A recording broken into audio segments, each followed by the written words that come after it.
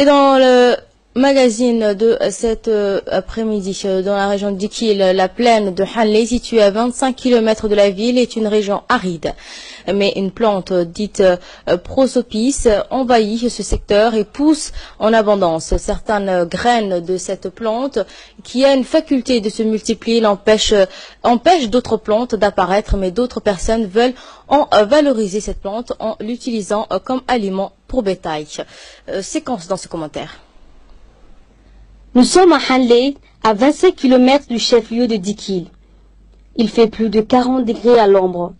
Un paysage désertique, et pourtant un arbre brave l'hostilité de la zone, le prosopis.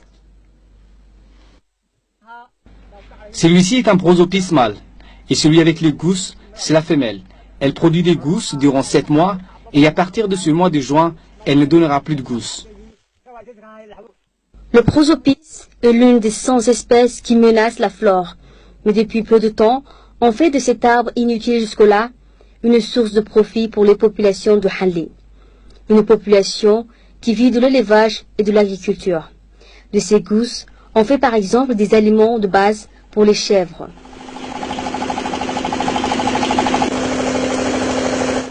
Un fagot d'herbes sèches est aussi moulu avec les gousses du prosopis.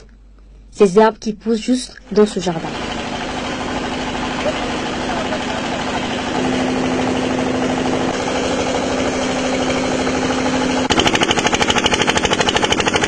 On ajoute des herbes pour sa valeur nutritive, ça donne de l'énergie aux animaux. Les chèvres qui mangent cette farine grossissent et elles donnent beaucoup de lait.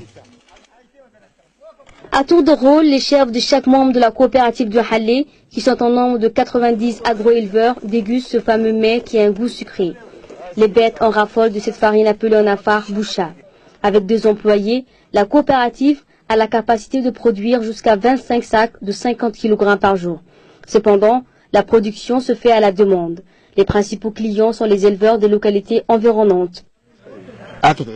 Avec cet argent, on paye les 2 employés qui travaillent sur les moulins, on achète aussi des semences et on paye également le transport pour écouler nos marchandises. Les agriculteurs de Hanlé ont su aussi tirer profit de cet arbuste menaçant leurs champs et leur environnement en faisant du charbon. Le prosopis gagne en taille jusqu'à 3 mètres par an. Alors pour arrêter sa propagation, on en fait du charbon.